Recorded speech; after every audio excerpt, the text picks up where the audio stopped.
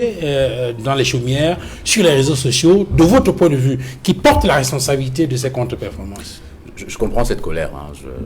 Je la partage même sur certains aspects, mais je trouve qu'elle est mal orientée. C'est le problème de fond du football camerounais, ce n'est pas les hommes. Le véritable problème, il réside dans la politique sportive que nous avons. Regardons les équipes, on parle du Sénégal. Le Sénégal a une politique de formation qui est l'une des politiques les plus développées en Afrique de l'Ouest, voire même en Afrique tout entière. Le Sénégal a des académies de foot qui forment tous ces jeunes-là. On a Diambar, on a même le Paris Saint-Germain Académie Pro qui a ouvert une structure au Sénégal. On a Génération Foot qui forme depuis des années des footballeurs. Moi, j'ai eu la chance, plus jeune, notamment de jouer au foot en France. Championnat national des moins de 16 ans et moins de 18 ans. Quand on jouait avec le Racing Club de Paris contre Metz, Lens, ou voire même Lille, 90% c'était des Sénégalais dans ces équipes-là, qui étaient recrutés dans leur pays. C'est des gens qui se connaissent, qui jouent ensemble depuis longtemps. Et pourquoi on en est arrivé là? Parce qu'à un moment donné, le gouvernement sénégalais, et voire même la plupart de ces pays d'Afrique de l'Ouest, ont pris les choses en main, ont dit on va organiser, on va former nos jeunes. On va les former et les amener à un niveau tel qui nous permettra non seulement de les vendre à l'extérieur, mais aussi de renforcer notre équipe nationale. Nous avons essayé ça en 2017 avec le décret nommant l'ANAFOOT. Mais aujourd'hui, avec le travail excellent que son directeur général, M. Nongachou, fait, il fait un travail avec les moyens qu'il a. Est-ce qu'on lui donne les moyens nécessaires pour développer cette structure-là? Une structure qui nous permettrait effectivement d'avoir une pépinière de foot locale, qui permettrait effectivement d'avoir des joueurs qui se connaissent. Parce qu'on le voit, on a tous vu les matchs, on a l'impression que c'est des étrangers qui sont sur ce terrain. Même se faire des passes, ils ne veulent pas, ils n'aiment pas se faire des passes. Donc je pense que le problème, il est plus profond. Ce n'est pas uniquement au niveau de l'entraîneur, au niveau du sélectionneur, parce que quelque part, il faut avoir des moyens. Mais aussi à cette ANAFOOT-là, oui. À côté de l'ANAFOOT, il y a quand même des académies privées également. Oui, il y a des académies, mais là, le football des brasseries du Cameroun, effectivement, la CAISA. Et à côté de cela, il faut quand même faire observer également que lorsque l'actuel président de la Fédération camerounaise de football prenait les rênes de l'Alliance Fictière, un des éléments phares dans son projet était justement le développement de ce football-là. Effectivement. La formation des jeunes. Effectivement, j'en parle. On en revient, c'est que il a été nommé quand? 1 an ou 2 ans maximum. Élu. Voilà. Enfin, élu, autant pour moi. C'est vrai qu'on nomme beaucoup de gens dans notre pays. Décembre voilà. 2000. C'est un travail de longue haleine. Ça ne prend pas 2 ans, ça ne prend pas 3 ans. C'est un truc qui prend au moins 5 à 6 années. Je reviens sur l'exemple du Sénégal. Oui. C'était nos adversaires directs. Depuis combien d'années ce travail est fait? Même en Côte d'Ivoire, quand on voit l'Académie ASEC d'Abidjan et tout et consorts, ce travail est fait depuis longtemps parce qu'il y a une prise en compte de la nécessité d'organiser et de structurer localement. Vous avez parlé des académies qui a des brasseries et consorts. Oui, c'est vrai. Mais à côté de ces académies, il y a encore d'autres, l'académie clandestine ou peu importe qui existent. Mais quelles sont les infrastructures sportives que nous avons dans ce pays qui permettent à ces jeunes-là d'évoluer sur des terrains adaptés à leur sport? On n'en a pas. On n'en a pas. Pour moi, c'est là le véritable problème. Mais mettez un autre problème. Oui. Lorsqu'on regarde l'ossature de l'équipe nationale de football aujourd'hui, oui. Beaucoup estiment qu'il y a une bonne partie qui est constituée de binationaux. Oui. Et ces binationaux, pour l'essentiel, c'est des gens qui sont nés soit à l'étranger, ont grandi à l'étranger, qui font le football professionnel, et donc sur les infrastructures adaptées. Pourquoi on n'arrive pas à obtenir ces résultats-là? Parce que ces binationaux jouent avec des joueurs qui ont été formés sur le plan local, qui n'ont pas l'aspect, les formations, les bases tactiques nécessaires. Parce que d'ailleurs, on le remarque, quand un joueur part d'ici, il est excellent, bon technicien, physique et consort. Quand il arrive en France, des fois, ou à l'étranger, en Occident, il a souvent des difficultés, parce que sur le plan tactique, on a d'ailleurs un entraîneur, Giroud, qui le disait très bien. Lui, il regarde l'adaptabilité tactique du joueur. Parce que là-bas, c'est plus la tactique que la force physique, que les capacités physiques. Et ce problème des binationaux, oui, ça peut porter à interrogation. Mais toujours est-il qu'ils sont dans un mélange avec des joueurs qui n'ont pas cette culture-là. Et je veux revenir rapidement sur le... Est-ce que cet élément-là absout la responsabilité, par exemple, du sélectionneur national sur les contre-performances? C'est ce que soulignait Edmond Kamga tout à l'heure. Le sélectionneur, il prend les joueurs qui sont à sa disposition. Une fois de plus, regardons les joueurs du Sénégal. Quel joueur du Sénégal joue dans une équipe moyenne en Occident? Comptez-les, parmi tous les joueurs du Sénégal. Alors que nous, on a quoi? On a quelqu'un qui joue à Nîmes, troisième gardien à Nîmes, l'autre qui est à je sais pas où, en Arabie, machin. Non. Le sélectionneur, il fait avec les joueurs qu'il a à disposition. Et ça vient même rajouter, ce que je voulais rajouter, c'est que finalement, ce n'est pas aussi tant le football. Vous avez certainement entendu parler de Raymond Goethals. Oui. Raymond Goethals se disait qu'on n'a pas besoin d'avoir 16 joueurs surloués pour remporter des matchs. On a besoin de quelques-uns et d'une idée directrice qui fédère tout le groupe. Effectivement. Une fois de plus, je reviens, mais vraiment, quand on les voit jouer, on se rend compte que finalement, il y a pas de... Une fois de plus, je dis ça, ils ne s'aiment pas en fait, parce que quand on arrive, on est à 2 mètres d'un joueur, on lui fait une passe de travers, c'est-à-dire, comme on dit dans le quartier, la passe c'est un cadeau. On ne fait pas une passe appuyée ou quoi que ce soit. Il faut aimer jouer ensemble. Moi, je vois des gens qui s'engueulent sur le terrain. Je vois des gens qui disent, ils arrêtent de marcher, ils arrêtent de courir. Le véritable problème de l'équipe nationale, ce n'est pas en termes de résultats. Vous avez parlé de résultats de son nom.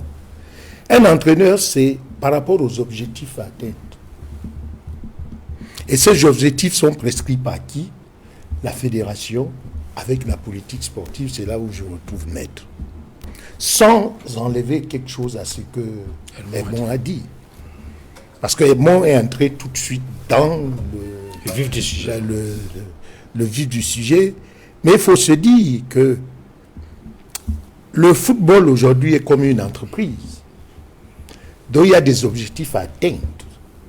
Et toutes les nations et les équipes qui aujourd'hui sont les meilleures, c'est parce que les objectifs sont bien décrits et les entraîneurs et les directeurs techniques et les experts cherchent à atteindre ces objectifs.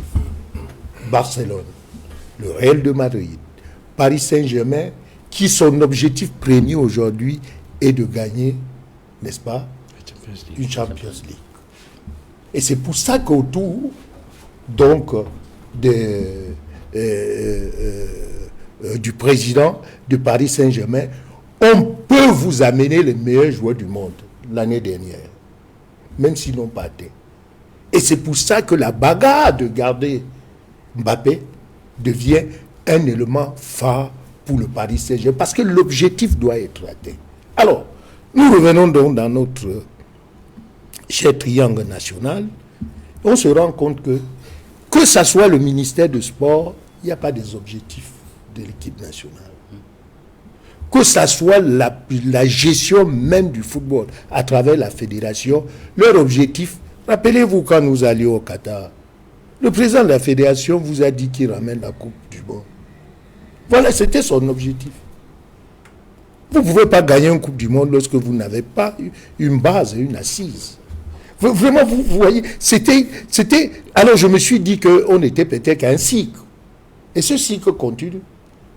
Donc la première des choses aujourd'hui, le résultat de Sombana, c'est rien du tout. On peut faire, et je vais vous donner un exemple en Afrique, c'est l'Angola. Savez-vous que dans les années 80, l'Angola en Afrique ne représentait pas une nation de sport. L'Angola a commencé donc par la politique, a mis sur pied une politique sportive, en commençant par le basketball. Et sont champions d'Afrique du basket. Ils sont revenus au niveau de la politique de formation en matière de football. Les voilà aujourd'hui. Quand ils jouent au football, il y a une base. Et Maître vous a dit, le Sénégal, ce n'est pas le Sénégal seulement, Maître. L'Afrique de l'Ouest. Regardez le Mali jouer. Regardez le Burkina jouer. C'est parce que le Togo n'est pas venu. C'est-à-dire qu'ils ont... Et ils font exactement ce que notre équipe nationale de Mbida Arantes faisait à l'époque. C'est-à-dire que quand ils jouaient, même si le Cameroun perdait, vous n'aviez même pas à marcher. Regardez ce que les Ivoiriens nous ont dit. Ils ont dit, nous avons perdu en chantant.